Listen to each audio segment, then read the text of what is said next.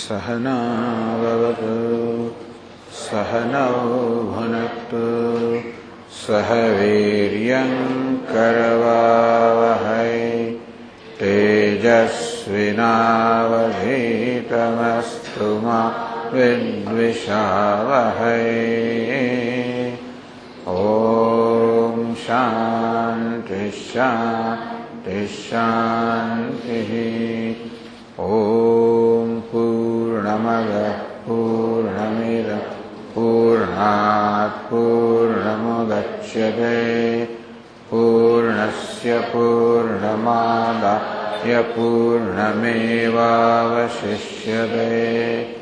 ॐ शान्ति शान्ति शान्तिः। श्रुतिस्मृतिपुराणानाम् आलयं करुणालयं नमामि भगवत्पादं शङ्करं लोकशङ्करं शङ्करं शङ्कराचार्यं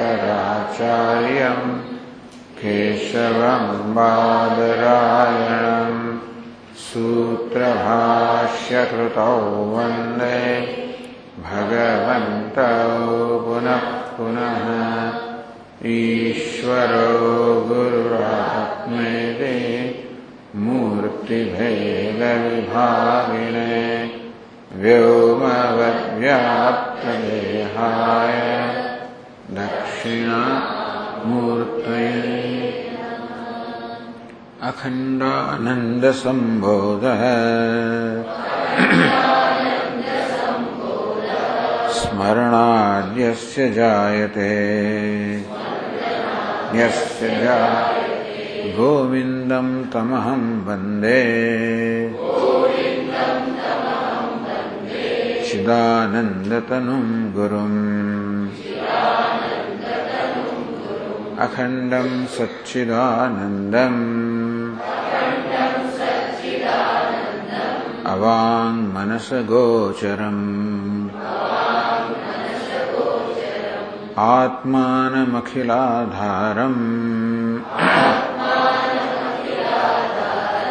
आश्रयेभीष्टसिद्धये यदा लम्बोदरं हन्ते सतां प्रत्यूहवर्जनं प्रसतां प्रत्यूहसम्भवम् तदा लम्बे दयालम्बम् लम्बोदरपदाम्बुजम्।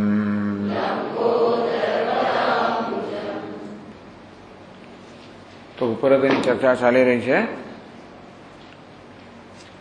અને કર્મ સંન્યાસ એ આવશ્યક છે અને સાથે સાથે વેદમાં કર્મ સંન્યાસની અનુમતિ છે, વાસ્તવમાં કર્મ સંન્યાસનો આદેશ છે. એટલા જ માટે કે જ્ઞાન અને કર્મ એનું સહઅસ્તિત્વ ન હોઈ શકે. દૃષ્ટાંત આપ્યું, રૂપ જ્ઞાનમ યથા સમ્યક દ્રષ્ટૌ સત્યામ ભવે તથા. જેવી રીતે આપણી દ્રષ્ટિ દોષ રહિત હોય અને પદાર્થ દ્રષ્ટિ સમક્ષ હોય તો એ પદાર્થના રૂપ કે રંગનું જ્ઞાન આપોઆપ જ જન્મતો હોય છે. એમાં કોઈ કર્મની આવશ્યકતા હોતી નથી. શ્રુતિ પ્રમાણે સત્યવ જ્ઞાનમ ભવતિ વાસ્તવમ. તે પ્રકારે શ્રુતિરૂપ પ્રમાણ જયારે વિદ્યમાન હોય ત્યારે જ્ઞાન વસ્તુતંત્રમ, વસ્તુના એટલે અર્થાત બ્રહ્મના સ્વરૂપના અનુસરીને જ્ઞાન જન્મે છે. ત્યાં કર્મનો કોઈ ઉપયોગ નથી. આમ જ્ઞાનની ઉત્પત્તિમાં કર્મનો કોઈ ઉપયોગ નથી. આ પદાર્થને જોવામાં કર્મનો ઉપયોગ નથી. કર્મનો ઉપયોગ શેમાં છે? તો કે હું આ દિશામાં જોતો હોઉં અને પદાર્થ બીજી દિશામાં હોય તો નજર ફેરવવી એ દિશામાં, આંખો બંધ હોય તો આંખો ખોલવી, આંખોમાં કોઈ પ્રકારનો દોષ હોય તો એ દોષ દૂર કરવો, એ બધામાં કર્મનો ઉપયોગ ખરો.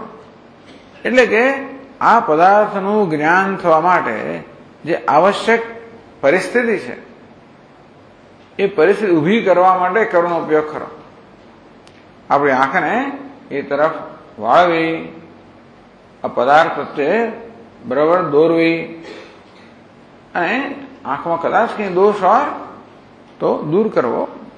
આ બધું કરવામાં કર્મનો જરૂર ઉપયોગ છે. એટલે કે વેદાંત શાસ્ત્ર એમ નથી કહેતું કે કર્મનો ઉપયોગ નથી.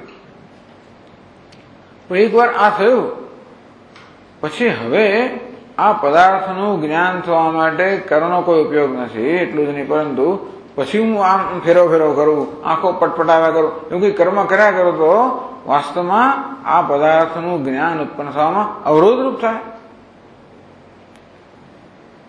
એટલે કહે છે કે આ જ્ઞાન અને કર્મનો કોઈ સહઅસ્તિત્વ નથી.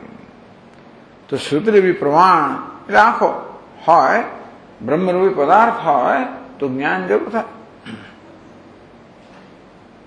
ન કર્મ યત્કિંચિત અપેક્ષતે રૂપ ઉપલબ્ધો પુરુષસ્ય ચક્ષુ. જેમ આપણો ચક્ષુ રૂપ અર્થાત રંગની ઉપલબ્ધિ કે જ્ઞાન માટે કોઈ પ્રકારના કર્મની અપેક્ષા રાખતું નથી, પોતાના પદાર્થનું જ્ઞાન કરાવવા આ ચક્ષુરૂપી પ્રમાણ સ્વયં પર્યાપ્ત છે, એને કર્મની સહાયની કોઈ જરૂર નથી. જ્ઞાનમ તથૈવ શ્રવણાદિજન્યમ વસ્તુ પ્રકાશિત નિરપેક્ષમેવ. તે રીતે આ શાસ્ત્રનું શ્રવણરૂપી સાધન જ્યારે હોય ત્યારે કોઈ પ્રકારની અપેક્ષા વગર જ્ઞાન જન્મતું હોય છે. એટલે 199 શ્લોકમાં કહ્યું મોક્ષેચ્છયા. તો પછી એ પણ ઉત્તર આપવામાં આવ્યો કે જો જ્ઞાનમાં કે મોક્ષમાં કર્મની આ જરૂર ના તો શાસ્ત્રમાં જે કર્મનું વિધાન કરવામાં કોના માટે કરવામાં આવ્યું?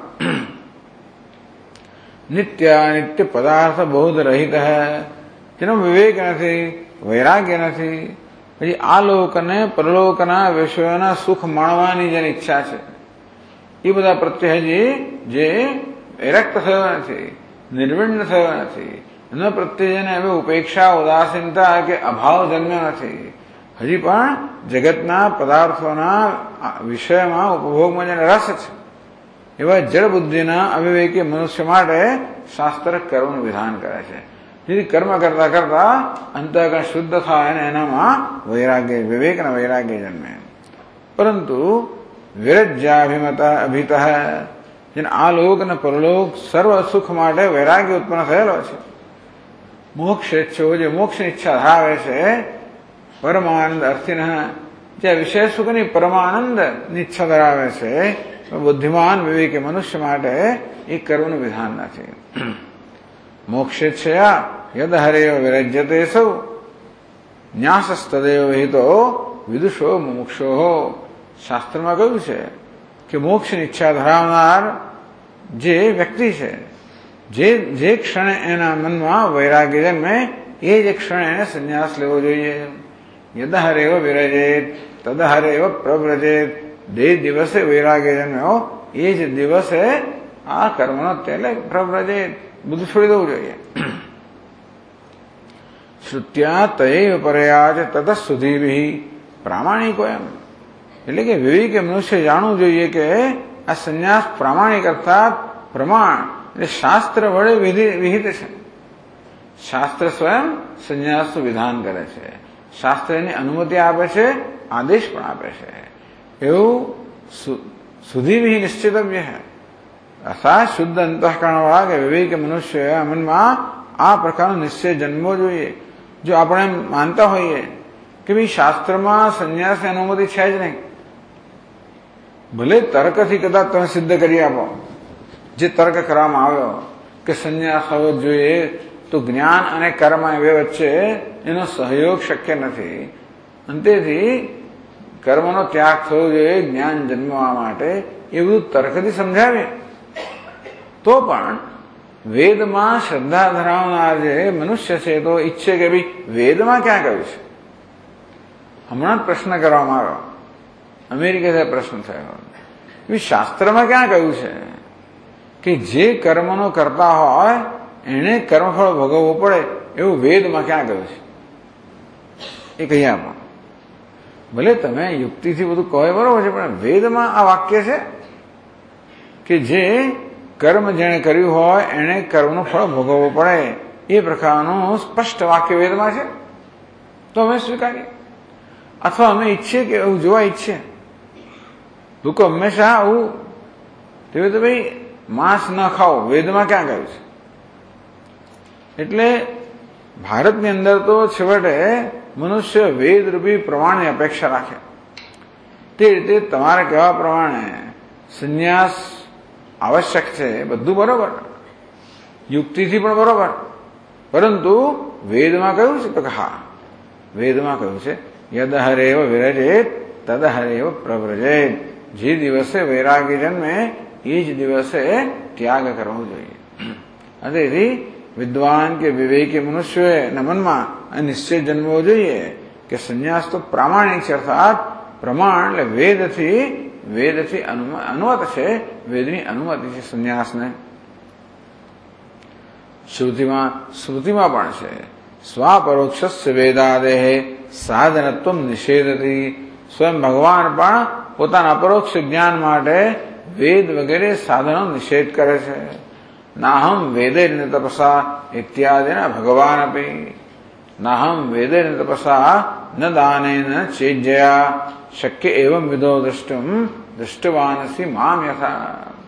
હે અર્જુન, જે પ્રકારે ત્યાં જે મારું દર્શન કર્યું છે એ પ્રકારનું દર્શન તો આ વેદથી, વેદના પારાયણથી, યજ્ઞદાન તપસ્યા કોઈ સાધન ન થાય. ટૂંકમાં અપરોક્ષ દર્શન માટે આ બધા સાધનનો ભગવાન પણ નિષેધ કરે છે. હવે 52 પાના પર 201માં શ્લોકથી ચર્ચા આગળ ચાલે છે.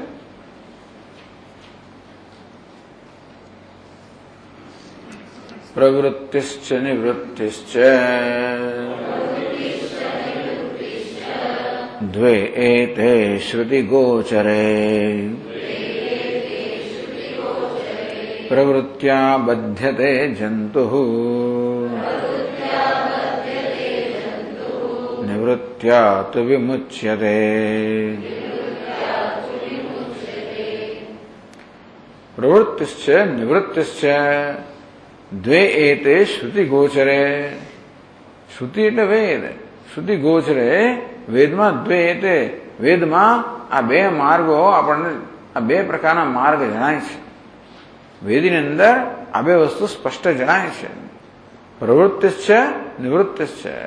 વેદોનો કર્મકાંડ વિભાગ છે એમાં પ્રવૃત્તિ, એમાં કર્મનો આદેશ છે, એ પ્રવૃત્તિ માર્ગ છે.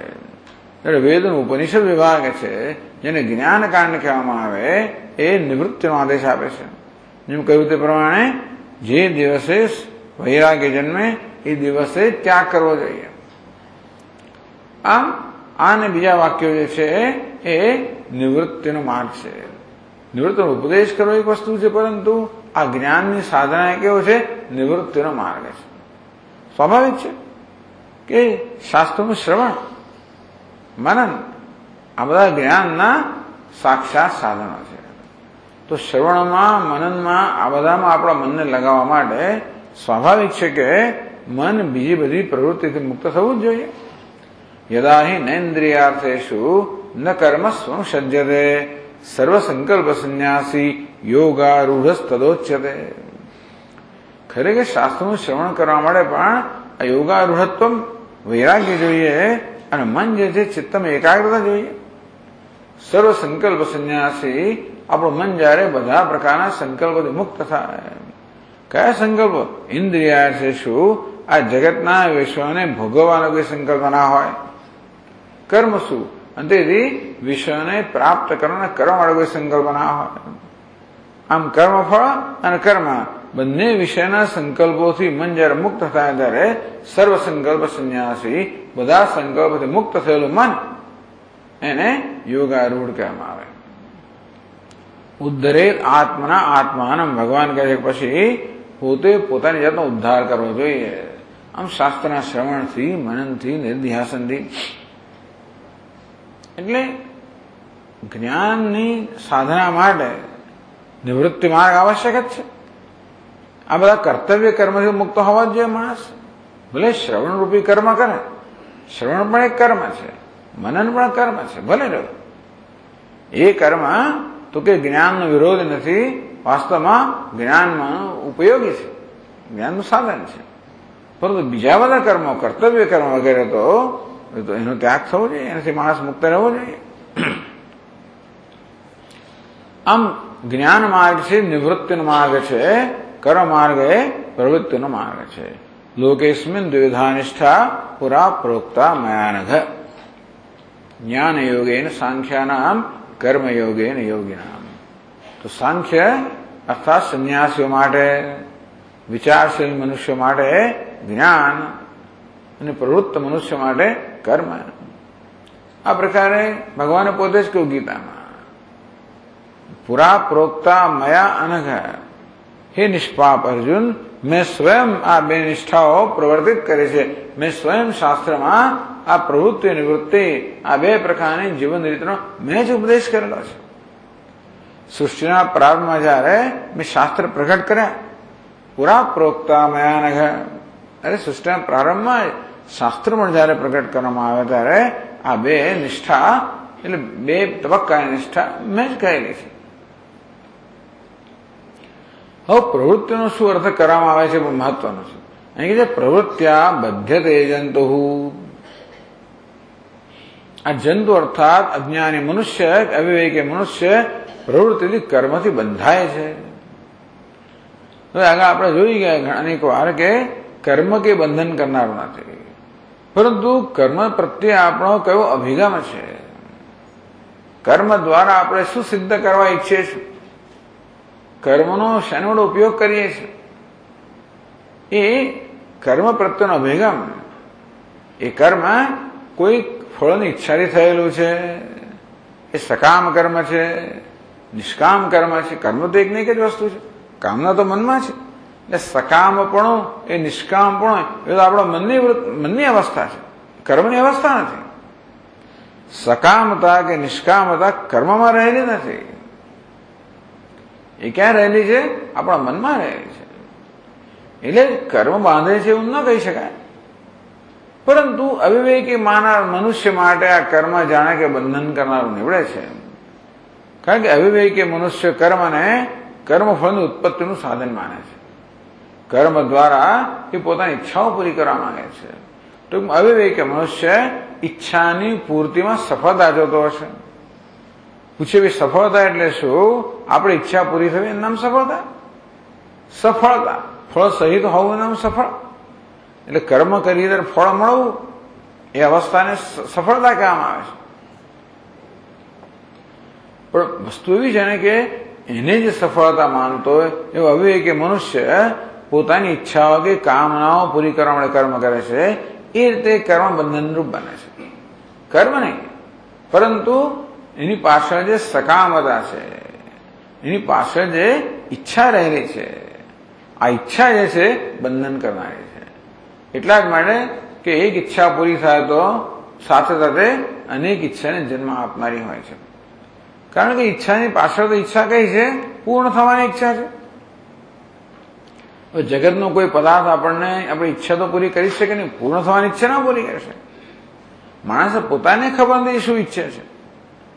એના મનમાં એક પછી એક ઈચ્છાઓ જન્મતી જાય, એ ઈચ્છાઓ પૂરી કરતો જાય ત્યારે એને પોતાનામાં ખ્યાલ નથી કે આ બધી ઈચ્છાઓની પાછળ કઈ ઈચ્છા છે.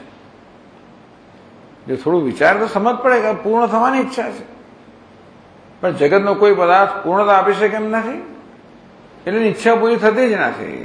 એટલે નવી નવી ઈચ્છાઓ જન્મ્યા કરે છે, નવા નવા કર્મ કર્યા કરે, નવા કર્મ ફળ જન્માવ્યા કરે. એમ કરીને નવો જન્મ, નવો દેહ વગેરેનું નિર્માણ કર્યા કરે. આ રીતે આ પ્રવૃત્તિ એટલે સકામ કર્મ.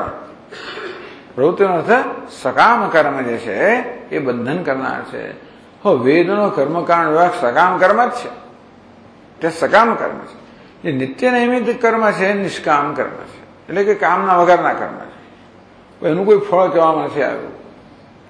એ તો ભૂતકાળમાં જે કે પાપ કર્યા અને એને દૂર કરવા માટે છે, કશું નવું ઉત્પન્ન કરતું નથી.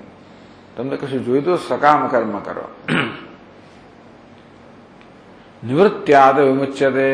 જ્યારે નિવૃત્તિ, એ નિવૃત્તિ કોને કહેવાય? નિષ્કામતા નિવૃત્તિ કહેવાય. એટલે માણસ કર્મ કરતો હોય પ્રવૃત્ત હોય છતાં પણ આપણે નિવૃત્ત કહી શકીએ જો એ કર્મ ઈશ્વરાર્પણ બુદ્ધિ થયું હોય કે નિષ્કામ ભાવે થયું હોય, એ અર્પણ કરવાની વૃત્તિ થયું હોય તો એ કર્મને પણ નિવૃત્તિ કહેવાય. એ પ્રકારે પ્રવૃત્તિ અને નિવૃત્તિની અભિવ્યાખ્યા કરીએ તો પ્રવૃત્ત્યા બધ્યતે જંતુ નિવૃત્ત્યાત વિમુચ્યતે. એમ તો પ્રવૃત્તિ અર્થાત સકામ કામનાથી પ્રેરણા જયારે કંઈ કરવામાં આવે ત્યારે એ કામના બંધન કરનાર નીવડે છે. જયારે નિષ્કામ ભાવે કશું કરવામાં આવે ત્યારે એ આપણને મુક્ત કરે છે.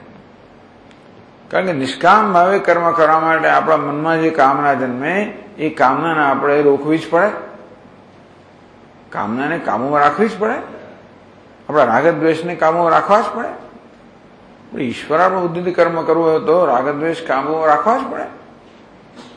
જેથી જે માર્ગમાં રાગ અને નિવૃત્તિ એટલે રાગ અને દ્વેષમાંથી નિવૃત્તિ, તો નિષ્કામ કર્મ કહો, ઈશ્વરાર્પણ બુદ્ધિ થયેલું કર્મ કહો, યોગની ભાવને થયેલું કર્મ કહો, એ કેવો માર્ગ છે? નિવૃત્તિ માર્ગ છે. તો પ્રવૃત્તિ નિવૃત્તિ એવો અર્થ કરવામાં આવે તો પ્રવૃત્ત્યા બધ્યતે જંતુ નિવૃત્ત્યાત વિમુચ્યતે.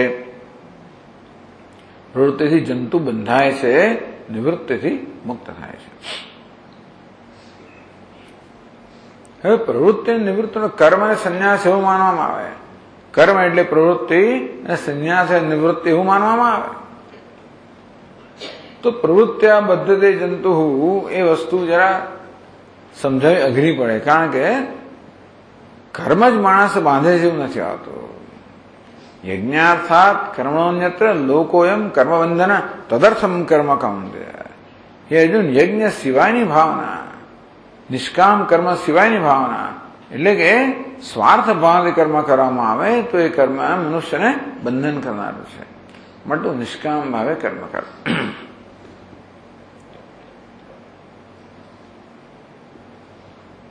પછી છેવટે નિવૃત્તિ એટલે નિવૃત્તિની બે કક્ષાઓ થઈ. પહેલી કક્ષા છે નિષ્કામ કર્મયોગ, બીજી કક્ષા છે સંન્યાસ. અને એ નિવૃત્તિનો આપણે સંન્યાસ કહીએ તો નિવૃત્ત્યાત વિમુચ્યતે. છેવટે એ સંન્યાસથી જ્ઞાનથી મનુષ્ય મુક્તિ પામે છે. એટલે કહ્યું ને ત્યાગ એ નહીં કે અમૃતત્વમાન શું. આ ત્યાગથી કર્મ સંન્યાસ એટલે જ્ઞાનથી, માત્ર સંન્યાસથી નહીં. સંન્યાસનો અર્થ છે શાસ્ત્રોનું શ્રવણ મનન વગેરે. એટલે ટૂંકમાં સંન્યાસ તો જ્ઞાનની સાધના અર્થે જ લેવામાં આવતો હોય છે. તો એ જ્ઞાનથી પછી એ મુક્ત થાય છે એમ કહેવાય.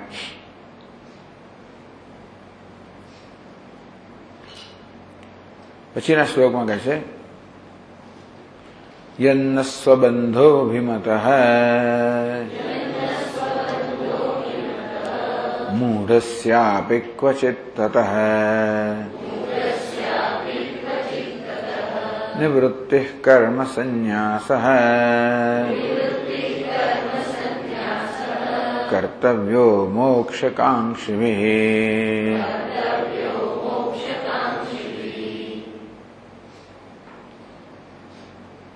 કે ભલેનો બંધાવ સાવ કોઈ કહે કે ભલે ને કરવા મને બાંધે, ભલે બાંધતો, હું તો સકામ કર્મ કરીશ, હું તો આ લોક અને પરલોકના વિષયોનો આનંદ લેવા કર્મ કરીશ, ભલે ને કરવા બાંધો તું એવું કહેતો તો કે નહીં. યન્ન સંબંધો સ્વબંધ અભિમત મૂઢસ્યાપી ક્વચિત તતઃ. આવું કહેનારા માણસે પણ પોતાની અંદરની વૃત્તિ જાણવી જોઈએ કે સ્વબંધ તો પોતે બંધાય, પોતાના વિષયનો બંધ. મૂઢસ્યાપી ન અભિમત. કોઈ મૂઢ મનુષ્ય, મૂર્ખ મનુષ્ય પણ બંધાવાનું પસંદ ના કરે. ભલે બીજું કઈ ન સમજતો હોય તો એને દરેક વિકલ્પ આપવામાં ગયો તને ખુરશી સાથે બાંધી દઉં કે થાંભલા સાથે બાંધી દઉં, એ પસંદ ના કરે. મૂળ મનુષ્ય પણ ક્યારેય બંધાવાનું પસંદ ના, એને બંધ સમજતો હોય. માણસ જેને બંધ સમજતો હોય એને ખરું. બધા લોકો આ આટલા મોટા બંધ ના સમજે, ટૂંકમાં મોક્ષ ને એ બધી વસ્તુ ના સમજતો હોય માણસ. છતાં પણ જે માણસ કોઈ પણ માણસ એ પોતે જેને બંધન સમજતો હોય એ પસંદ ના કરે. આટલું નાનું બાળક એમ કે આંગળી પકડીને ચાલવાનું બંધન સમજતો હોય તો એ પસંદ ના કરે. એને મુક્તિ સમજતો હોય તો કરે. પછી બધા બાળકો સરખા એટલે કેટલાક બાળક આંગળી પકડીને ચાલવા ઈચ્છે તો કેટલાકને વળી એ લાગે કે નહીં, એને દોડવું હોય, એને પોતાની રીતે ચાલવું હોય તો આંગળી પકડીને ચાલવામાં ધીમે ધીમે ચાલવું પડે વગેરે એને બંધન જેવું લાગે તો એ પસંદ ના કરે. ક્યારેક બાળકને ભીખ લાગતી હોય તો પછી આંગળી પકડીને ચાલવામાં એને મુક્તિ લાગે અને પેલામાં બંધન લાગે.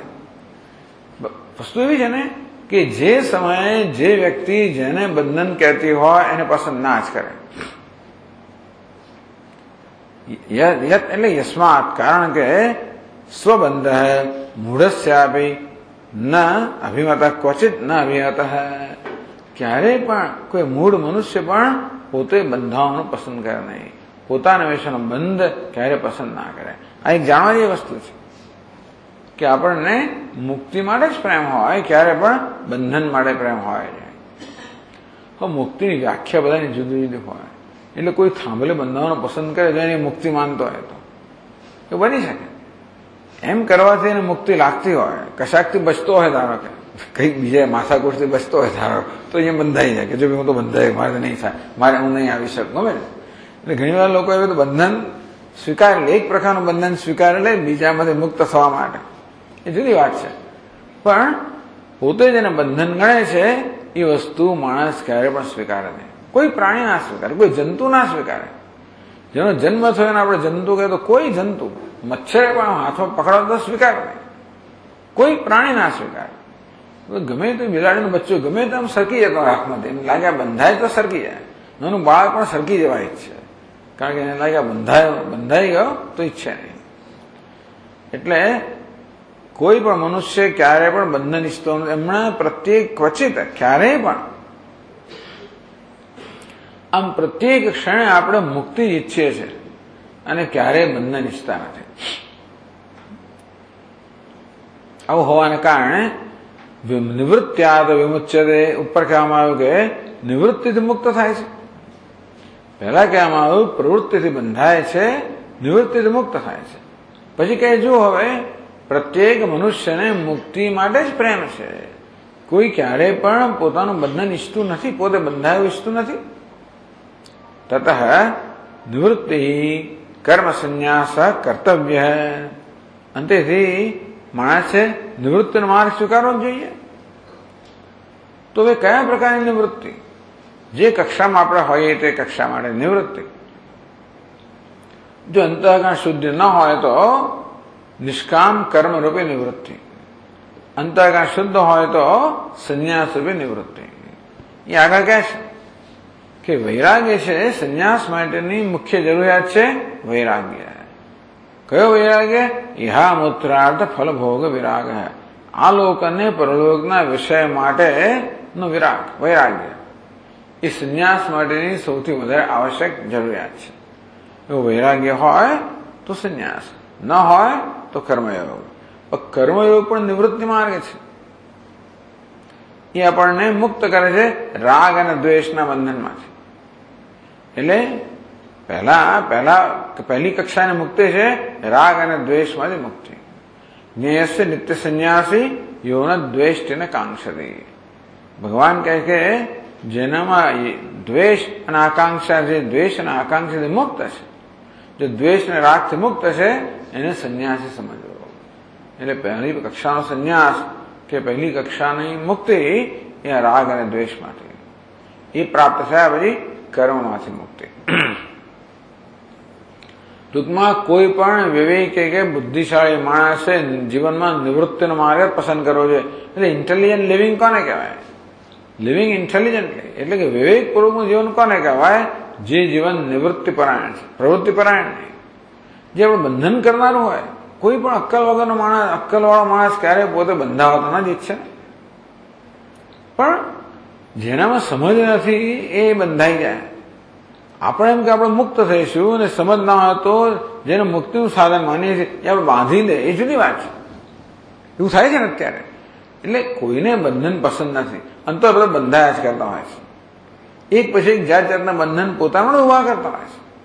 આટલી ઉંમર થઈ ત્યારે લગ્ન કર્યો, પછી બાળક થયો, પેલું થયું, પછી ઘર બંધાયું, પેલું એ પછી આ લોન લીધી ને ફલાણું, એમ કરી કરીને પછી મોટર કાઢે, પછી બીજી લોન લીધી, પેલું ત્રીજી, એમ કરી કરીને માણસો પોતાનો બોજ ઉભો કર્યા જ કરતા હોય છે. હવે એને મુક્તિનું સાધન માને છે એટલા માટે કે ઘર હોય તો મુક્તિ થઈ જાય, પડે આપણે બીજી કંઈક જ્યાં રહેવાનું આપણું પોતાનું હોય. મારી પાસે મોટર ગાડી હોય તો મુક્ત છું, કારણ કે મારે જયારે આવું હોય ત્યારે આવું, જવું હોય ત્યારે જવું વગેરે. એમ દરેકને મુક્તિનું સાધન માનવામાં આવે છે. પણ દરેક મુક્તિનું સાધન કશુંક બંધન લઈ આવતો હોય છે, એ જુદી વાત છે પાછી. પણ આ તો બધી સામાન્ય વાતો છે. આ બંધન કરનારી છે એવું પણ હું કહેવા નથી માંગતો, પણ માણસ મુક્ત થવાની પ્રક્રિયામાં જાત જાતના બંધન ઉભા કરતા હોય છે. એટલે ઇન્ટેલિજન્ટ લિવિંગ, વિવેકપૂર્વકનું જીવન કોને કહેવાય? નિવૃત્તિ પરાયણ જીવન. તો પહેલું કયું, પહેલી કક્ષા કઈ છે? કર્મયોગ, નિષ્કામ કર્મ, ઈશ્વરાનુબોધી થતું કર્મ, એટલે રાગ અને દ્વેષ રૂપી બંધનમાંથી મુક્ત. એટલે માણસે, વિવેકી માણસે તો એવું જીવન જીવવું જોઈએ જેથી જીવવાની પ્રક્રિયામાં રાગ અને દ્વેષની મુક્તિ મળે. આપણે આપણા રાગ દ્વેષ પૂરા જ કર્યા કરી તો રાગ દ્વેષમાં મુક્તિ નહીં મળે, એ તો વધ્યા કરશે. મારા દ્વેષને હું પૂરો કરું અને જેના પ્રત્યે દ્વેષ છે એને કોઈ નુકસાન કરું, મારો રાગ પણ હું સંતુષ્ટ કરું, જેના પ્રત્યે રાગ છે એના પ્રત્યે પક્ષપાત કરું, આમ ચાલુ જ રાખું. જેના પ્રત્યે રાગ છે એના પ્રત્યે પક્ષપાત અને દ્વેષ છે એને પ્રત્યે અન્યાય કે પછી એને ઈજા પહોંચાડવી, એને કોઈને કોઈ દુઃખ પહોંચાડવું. આ રીતે મારા રાગ દ્વેષને હું સમર્થન આપ્યા જ કરું તો એ જવા, એ તો ઘટવા નથી. મને એમ મુક્ત થતું, મુક્ત નથી થતો. વાસ્તવમાં એ તો અગ્નિમાં ઘી હોમવા જેવું છે, તેથી વૃદ્ધિ જ થવાની છે. એટલે વિવેકી મનુષ્યનું જીવન તો નિવૃત્તિ પરાયણ હોવું જોઈએ. નિવૃત્તિ બે કક્ષાની છે. પહેલી નિવૃત્તિ રાગ અને દ્વેષમાંથી નિવૃત્તિ, અને બીજી કક્ષાની નિવૃત્તિ અજ્ઞાનમાંથી નિવૃત્તિ. એ ભલે ને માણસ પ્રવૃત્તિનું જીવન જીવતો હોય, ભલે ગૃહસ્થાશ્રમનું જીવન જીવતો હોય, ભલે બધું કરતો હોય, તો માણસ નિવૃત્તિ પરાયણ હોઈ શકે જો એ જીવનમાં પણ એની ભાવના નિષ્કામ કર્મ કરવાની હોય, એ પોતાને ઈશ્વરના સેવક રૂપે જોતો હોય. ભલે ને પરિવાર માટે કામ કરતો હોય, ચલો પરિવારનું ભરણ પોષણ કરતો હોય, પોતાની જવાબદારી પૂરી કરતો હોય ભલે, પણ એ બધું કરવામાં પણ એ પોતે ઈશ્વરનો સેવક છે અને આ બધાનું પાલન કરવાની જવાબદારી મને સોંપવામાં આવી છે. એ પ્રકારે ઈશ્વરે સોંપેલી જવાબદારી અદા કરું છું. મારે એમાં કશું નથી જોઈતું. એટલે હું તો માત્ર મારી જરૂરિયાત પૂરતું ઓછામાં ઓછી વસ્તુ એમાંથી લઉં. નિવૃત્તિ પરાયણ માણસ હંમેશા પોતાની જરૂરિયાત ઓછામાં ઓછી રાખે, જેથી એને ઓછામાં ઓછું લેવું પડે અને બાકી વધારે એ બીજાને આપી શકે. આવું એટલે વિવેકપૂર્વકના જીવનમાં આવું આવી જ જાય. એને પણ નિવૃત્તિ પરાયણ જીવન કહીશું. અને છેવટે કર્મ સંન્યાસ. નિવૃત્તિ કર્મ સંન્યાસ કર્તવ્ય મોક્ષકાંક્ષી. તેથી મોક્ષની આકાંક્ષા રાખનારાએ તો આ રીતે કર્મ સંન્યાસ લેવો જોઈએ. ઉપર હતી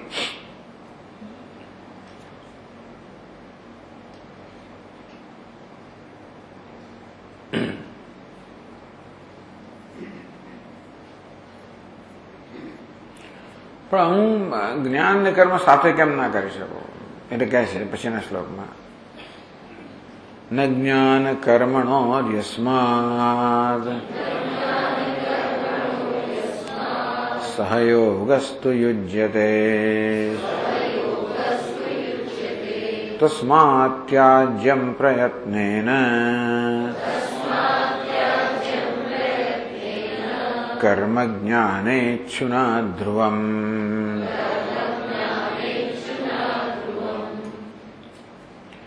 ન જ્ઞાન કર્મણસ્માત સહયોગસ્તુ યુજ્યતે. આ પ્રવૃત્તિ, અનેક પ્રકારનો પ્રવૃત્તિ કરવી, ભલે પછી સેવાની પ્રવૃત્તિ હોય તોય પણ એ શાસ્ત્રના શ્રવણ મનન સાથે એ બધી પ્રવૃત્તિ પણ ન યુજ્યતે. એ બધી વસ્તુ સાથે રહી શકતી નથી. પ્રવૃત્તિનો અર્થ ભલે આપણે સેવા કરતા હોય તોય પણ આપણા મનને એ રોકેલું તો રાખવાનું જ છે. કોઈ પણ પ્રકારનું કર્મ કરવા માટે અનેક પ્રકારની યોજના કરવી પડે, ઘણું આયોજન બધું કરવું પડતું હોય છે અને બધી વિગતો પ્રત્યે ધ્યાન આપવું પડતું હોય છે. અને એટલે મન એમાં રોકાયેલું રહેતું હોય છે. તો એ મનને પછી શાસ્ત્રોનું શ્રવણ કરવાનું કે આત્મચિંતન કરવાનું વગેરેનો અવકાશ હોતો નથી. થોડોક અવકાશ કરીને કરે તો પેલી આ બધી પ્રવૃત્તિને પછી પ્રવૃત્તિ એટલે વચ્ચેના પેલાને પણ પ્રવૃત્તિમાં જ બનાવી દે. આદાવંતે યન નાસ્તિ વર્તમાને બી તત્તથા, એટલે આદિમાં પણ નિવૃત્તિ નથી, અંતમાં નિવૃત્તિ નથી. એ મધ્યમાં થોડી નિવૃત્તિ આપણે કરો તોય પણ એ નિવૃત્તિ હોતી નથી. કારણ કે પેલી પ્રવૃત્તિ બંને બધા આક્રમણ કરતી જાય છે. એટલે ટૂંકમાં એટલે કહ્યું કે ભાઈ જ્ઞાન કર્મનો યસ્માત સહયોગસ્તુ ન યુજ્યતે. આ જ્ઞાન ને કર્મ સહયોગ ઘટતો જ નથી, ન યુજ્યતે, હોતો નથી, હોઈ શકતો નથી. તસ્માત જ્ઞાનેચ્છુના, તેથી જે જ્ઞાનની ઈચ્છા ધરાવનારો છે, વિવિધ ઇચ્છુ જ્ઞાનની ઈચ્છા ધરાવનાર છે, એને તો જે પ્રકારની ઈચ્છા હોય એ ઈચ્છાને પૂરી કરવા માટે આપણે યોગ્ય સાધન અપનાવવું જોઈએ. કયું સાધન અપનાવીએ? જે ઈચ્છા પૂરી કરવી હોય એ ઈચ્છા પૂરી કરવા માટે જે સાધન યોગ્ય હોય એ અપનાવવું જોઈએ. તો જ્ઞાનની ઈચ્છા પૂરી કરવાનું સાધન કયું? શ્રવણ મનન, એ અપનાવવું જોઈએ. એટલે કે છે જ્ઞાનેચ્છુના પ્રયત્નેન તસ્મા કર્મ પ્રયત્નેન ત્યાજ્યમ. અને તેથી જ્ઞાનની ઈચ્છા ધરાવનારે તો પ્રયત્નપૂર્વક કર્મનો ત્યાગ કરી દેવો જોઈએ. શરૂઆતમાં સકામ કર્મનો ત્યાગ કરવો જોઈએ, એટલે કામનાનો ત્યાગ કરવો જોઈએ, રાગદ્વેષનો ત્યાગ કરવો જોઈએ, અને પછી કર્મનો સ્વરૂપથી ત્યાગ કરવો જોઈએ. ધ્રુવમ ત્યાજ્યમ અવશ્ય, એટલે દ્રઢતાપૂર્વક નિશ્ચયપૂર્વક જ્ઞાન ઈચ્છનારે તો કર્મનો ત્યાગ કરવો જ જોઈએ. આ ઉપરતની ચર્ચા છે. ઉપરતનો અર્થ છે કર્મ સંન્યાસ, એવો અર્થ કરીને આ બધી ચર્ચા કરવામાં આવે છે.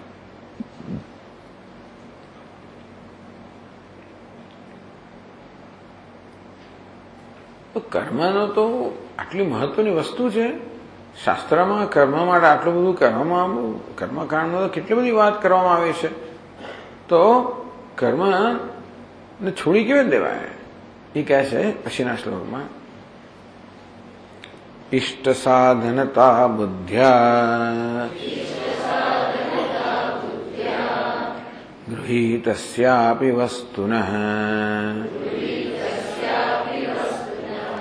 વિજ્ઞાય ફલગુતામ પશ્ચાદ કઃ પુનસ્તત્ પ્રતીક્ષતે.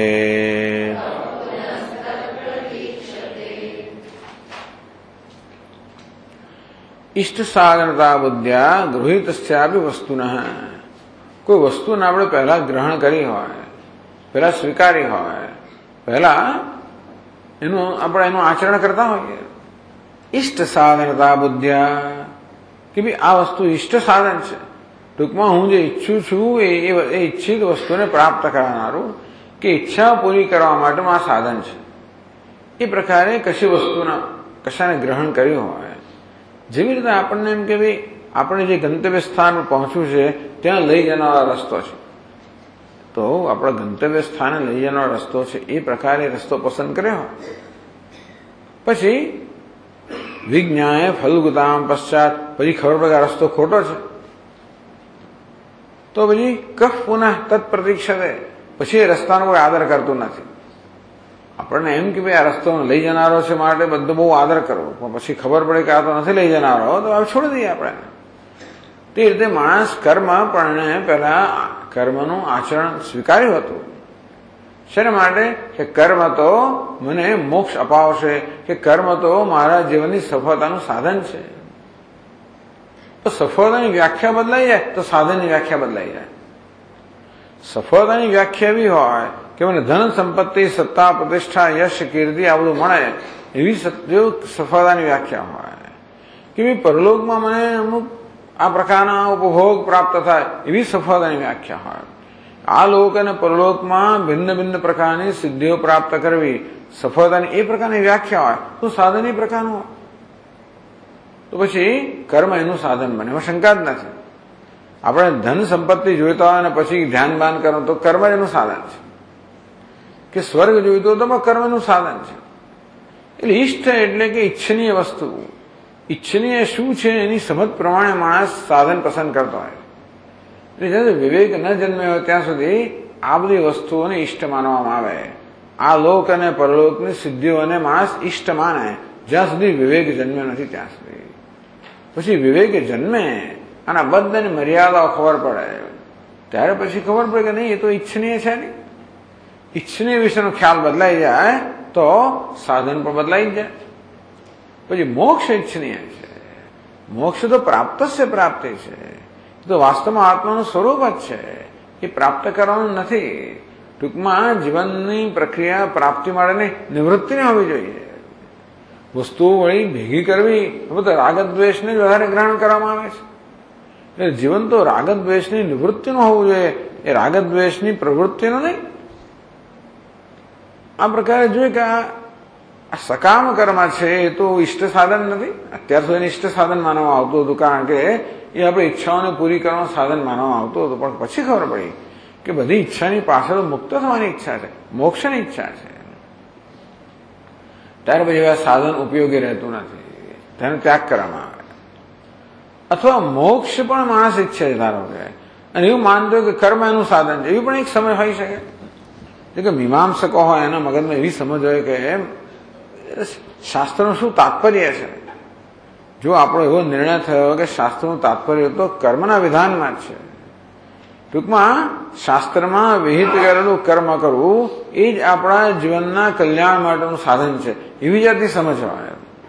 પછી ખબર પડે કે નહીં, કર્મ તો આપણને મોક્ષ અનંત વસ્તુ પ્રાપ્ત કરાવી આપે જ નહીં. કર્મ સ્વયં ફલગુ, એટલે કે એ સ્વયં બિચારું અલ્પ છે, અલ્પજીવી છે, એટલે નષ્ટ થનારું છે, વિનાશશીલ છે, નશ્વર છે. તો કર્મ નશ્વર છે તો કર્મફળ પણ નશ્વર છે, તો શાશ્વત વસ્તુ પ્રાપ્ત ન કરાવી શકે. વિજ્ઞાય ફલગુતામ પશ્ચાત, તો કર્મ જેને મોક્ષનું સાધન માનવામાં આવતું હતું, પછી ખબર પડી કે કર્મ તો ફલગુ છે. ફલગુ એટલે અત્યંત અલ્પ છે, નશ્વર છે. તો એકવાર એની આ નશ્વરતા, અલ્પતા, નિરુપયોગિતા, નિષ્ફળતા જાણી કહ પુનઃ તત્ પ્રતીક્ષતે, પછી કોઈની પ્રતીક્ષા કરે, કોણ એને આનો આદર કરે, પછી એનો કોઈ એની ઉપેક્ષા જ કરે, પ્રતીક્ષા ના કરે.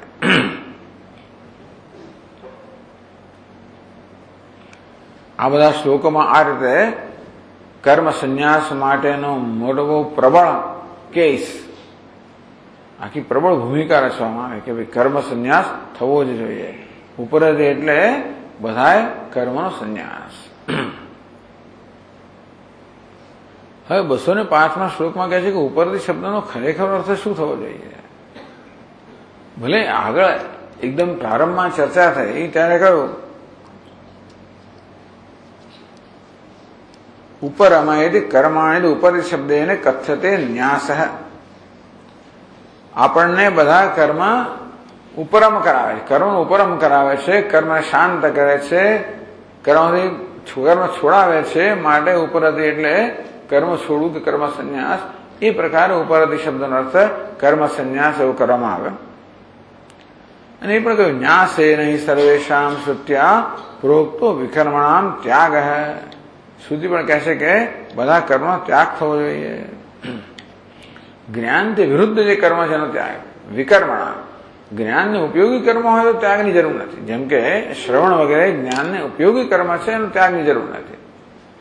એટલે ત્યાં આગળ વેદાંત સારમાં કહેવામાં આવ્યું કે ગ્રંથ વળી આપણે ભેગા કરવા, એ બધું પણ ધારો કે જ્ઞાનને ઉપયોગી કર્મ હોય, કે પછી સંસ્કૃત વ્યાકરણ શીખવું, તર્ક શીખવું, એ બધી વસ્તુઓ જ્ઞાનનો ઉપયોગી હોય તો એ છોડવાની જરૂર નથી. એટલે કે ભાઈ વિકર્મણામ ત્યાગ હૈ. ન્યાસે નહીં સર્વેશામ શ્રુત્યા પ્રોક્તો વિકર્મણામ ત્યાગ હૈ. જે જ્ઞાનથી વિરુદ્ધ કર્મ હોય, એટલે જ્ઞાનમાં વિરોધ લાવનારા કર્મ હોય એનો ત્યાગ કરવો જોઈએ. જ્ઞાનનો ઉપયોગી કર્મ છે એનો ત્યાગ કરવાની જરૂર નથી. એટલે વિવિધિષુ સંન્યાસી, વિવિધિશા સંન્યાસી જે હોય એ પણ બધા, એટલે કે એ પણ શાસ્ત્રોનું સર્વાંગીનું કર્મ કરે, એ પણ પ્રણવના જપ વગેરેનું કર્મ કરે, એ કદાચ કોઈ ઉપાસનાઓ પણ કરે. જો એને આ જ્ઞાનની પ્રાપ્તિ માટે આવશ્યક લાગતા હોય એ પ્રકારના કર્મ કરે. પરંતુ જ્ઞાનની સાધનામાં અવરોધરૂપ થનારા કર્મ હોય એનો ત્યાગ કરવો જોઈએ. આમ ઉપરથી શબ્દથી કર્મનો ત્યાગ મુખ્યત્વે એ અર્થ કરીને આ બધા શ્લોકો કહેવામાં આવ્યા. આ ચર્ચાનો પ્રારંભ 151 શ્લોકથી થયો અને 204 શ્લોક સુધી 54 શ્લોક સુધી આ ચર્ચા ચાલી. બહુ લાંબી ચર્ચા થઈ. ઉપરથીની ચર્ચા અત્યંત લાંબી ચાલી, બીજા બધાએ કરતા વધારે. 54 શ્લોકોની અંદર બધી કર્મ સંન્યાસ માટેનો આખો કેસ, એના માટેનું જરૂરિયાત આવશ્યકતા છે ઉભી કરવામાં આવી.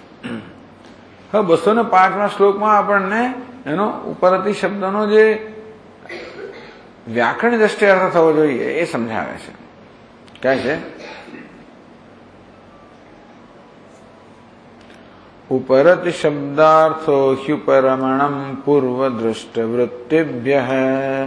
ઉપરતિ શબ્દાર્થો હ્યુપરમણમ પૂર્વદૃષ્ટ સોયમ મુખ્યો ગૌણશ્ચેતિ વૃત્યાદ્વિરૂપતામ ધત્તે. સોયમ મુખ્યો ગૌણશ્ચેતિ વૃત્યાદ્વિરૂપતામ ધત્તે. ઉપરથી શબ્દની વ્યાખ્યા અન્ય ગ્રંથોમાં એટલે જ કરવામાં આવે છે. બાહ્યાનાલંબનમ વૃત્તે એશો પ્રતિરુત્તમા. વિવેક ચૂડામણે કહેવામાં આવ્યું કે ઉત્તમ ઉપરથી કઈ છે? વૃત્તે બાહ્ય અનાલંબનમ. આ મનની વૃત્તિ છે ને એને બહારના કોઈ વિષયનો આલંબન ના હોવો જોઈએ. ટૂંકમાં વૃત્તિનો વિષય બહારનો ના હોવો જોઈએ. એટલે જગતના જે વિષયો છે એમાંથી મુક્ત. દૃશ્યવાયતમ ચિત્તમાત્મન ચિત્વદર્શનમ દૃશ્યવાયતમ ચિત્તમ. જે ચિત્તને દૃશ્યમાંથી નિવૃત્ત કરવામાં આવે છે, તો એ ચિત્તને જગતના વિષયોમાંથી નિવૃત્ત કરવામાં આવે છે. અને જે ચિત્ત અંતર્મુખ છે, આત્માભિમુખ છે કે આત્મનિષ્ઠ છે. ઉપર એટલે અંતર્મુખ કે આત્મનિષ્ઠ ચિત્ત. એટલે ઉપર શબ્દાર્થો હિ ઉપરણમ ઉપરમણમ પૂર્વદુષ્ટ વૃત્તિભ્ય કે પ્રવૃત્તિભ્ય પણ એક પાઠ છે. પૂર્વદુષ્ટ પ્રવૃત્તિભ્ય. ઉપરથી શબ્દાર્થ, ઉપરથી શબ્દનો અર્થ શું છે? પૂર્વદુષ્ટ વૃત્તિભ્ય ઉપરમણમ. પૂર્વ પહેલા જોયેલી, પહેલા અનુભવેલી વિષયાકાર વૃત્તિમાંથી ઉપરત થવું. વિષયાકાર વૃત્તિમાંથી મન નિવૃત્ત થાય, વૃત્તિ રહિત થાય. આપણું મન વિષયાકાર વૃત્તિથી રહિત થાય. એ મનની અવસ્થાને ઉપરથી કહેવામાં આવે છે. આમે ઉપરમ થઈ ગયું એટલે શાંત થઈ જવું, નિવૃત્ત થઈ જવું. એને જ ઉપરમ કહેવામાં આવે. ઉપરત થઈ ગયો, ઉપરમ થઈ ગયો. તો ઉપરથી એટલે આપણી વૃત્તિ એ વિષયના આકારથી મુક્ત હોય, એ મનની અવસ્થાને ઉપરથી કહેવામાં આવે છે. તો વિષયનો આકાર જ્યારે ના હોય ત્યારે મનમાં બહિર્મુક્ત ના હોય. આપણા દેહની બહાર જે રહેલી દુનિયા એ વિષય જ છે. તો બહારના વિષયો, સ્થૂળ વિષયો, સૂક્ષ્મ વિષયો, મન પણ અનેક પ્રકારના મનોરથો કરતું હોય, એ પણ વિષયની વૃત્તિ છે. એટલે મન આ લોક અને પરલોકના બધા પ્રકારના વિષયના ચિંતન મુક્ત હોય, એ મનની સ્થિતિને ઉપરથી કહેવાય. એ છે એનો સ્વયં મુખ્ય, ઉપરી શબ્દનો મુખ્ય અર્થ છે. એટલે બાહ્ય અનાલંબનમ વૃત્તે. આ વૃત્તિનું આલંબન કશું હોય, વૃત્તિનો વિષય કશો હોય છે. બાહ્ય અનાલંબનમ, જેનું વૃત્તિનો બહારનો કોઈ વિષય ના હોય. એટલે વૃત્તિમાં ધારો કે આત્માનું ચિંતન ચાલતું હોય, એટલે વેદાંતના વાક્યોનું ચિંતન ચાલતું હોય. શ્રવણ વખતે આપણું મન જે છે એ વેદાંતના વાક્યોનું તાત્પર્યનું ચિંતન કરતું હોય, તો એ અવસ્થાને આપણે ઉપરથી જ કહીશું. ઉપરથી એટલે બહારના વિષયોના ચિંતનમાંથી મુક્તિ. આપણું મન બહારના વિષયોના ચિંતનથી ઉપર જ થઈ ગયો હોય, નિવૃત્ત થઈ ગયું હોય, એ અવસ્થાને ઉપરથી કહેવામાં આવે. મુખ્ય અર્થ. એટલે ઉપરનો અર્થ આ મુખ્ય થયો. આવો સંન્યાસ હોવો જોઈએ. વસ્તુ એ છે ને કે કર્મ સંન્યાસ ધારો કે આપણી પાસે ન પણ હોય, એટલે ત્યાં આગળ જીવન મુક્તિ વિવેકમાં કહેવામાં આવ્યું કે કર્મ સંન્યાસ લેવાની અનુકૂળતા જે ન પણ હોય, એવા ગૃહસ્થ હોય કે કે સ્ત્રીઓ પણ હોય એ લોકો પણ આ પ્રકારનો સંન્યાસ ઉપરથી પ્રકારનો સંન્યાસ જરૂર લઈ શકે છે અને શાસ્ત્રોનું શ્રવણ વગેરે કરી શકે છે એવું કહેવામાં આવ્યું ત્યાં તો. એટલે આ તો વિદ્યારણ્ય સ્વામી એટલે ચુસ્ત છે, ઓર્થોડોક્સ એટલે રૂઢિચુસ્ત પણ કહેવાય છે, તો એમણે પણ કહ્યું. એટલે શાસ્ત્રમાં બીજે બધે પણ એટલે એમને તો ક્યાંકથી એક ખાલી મહાભારતની એક નીલકંઠી ટીકામાં એક જગ્યાએ કઈ ભિક્ષુકી સુલભા જનક અને સુલભાના સંવાદમાં કે ભિક્ષુકી એવો શબ્દનો પ્રયોગ થયો, એ પરથી કહ્યું કે ભિક્ષા લેનારી સ્ત્રી પણ હતી. એટલે એવો પ્રયોગ ક્યારે થાય? એ પ્રકારના કોઈ વ્યક્તિઓ હોય ત્યારે ને. એટલે સ્ત્રીઓ પણ ભિક્ષા લેતી હોય એટલે એ રીતે પણ સ્ત્રીનો સંન્યાસ એમને સ્વીકાર્યો. અને કદાચ આવી રીતે બહારની જીવન રીતિ સંન્યાસ ન લઈ શકે તો પણ આ પ્રકારની ઉપર હતી જેનું ચિત્ત વિષયના ચિંતનમાંથી નિવૃત્ત થઈ ગયું છે, ઉપરત થઈ ગયું છે, એ પણ શાસ્ત્રના શ્રવણનો અધિકારી બની શકે. પૂર્વ દૃષ્ટિ વૃત્તિભ્ય પહેલા જોયેલા વિષયો હોય એને લગતી જે વૃત્તિઓ છે એમાંથી મન મુક્ત થવું.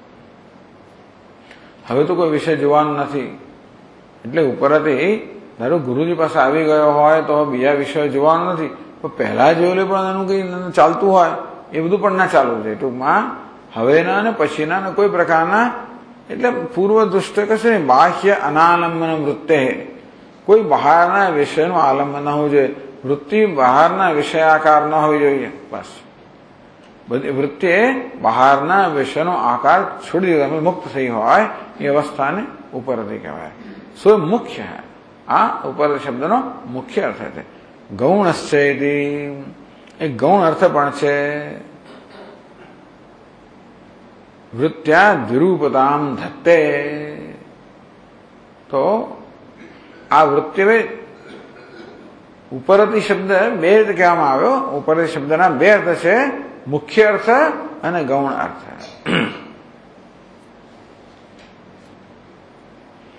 આ વૃત્તિને અટકાવવી, બહારના વિશ્વની વૃત્તિને અટકાવવી એને જ ઉપરથી કહેવામાં આવતી હોય તો એ ઉપરથી શબ્દના બે અર્થ હતા, મુખ્ય અર્થ અને ગૌણ અર્થ. તો કયા છે 206માં શ્લોકમાં કહે છે આપણને વૃત્તિર્દૃશ્ય પરિત્યાગ મુખ્યાર્થ ઇતિ કથ્યતે ગૌણાર્થઃ કર્મ સંન્યાસઃ શ્રુતેરંગતયા મતઃ.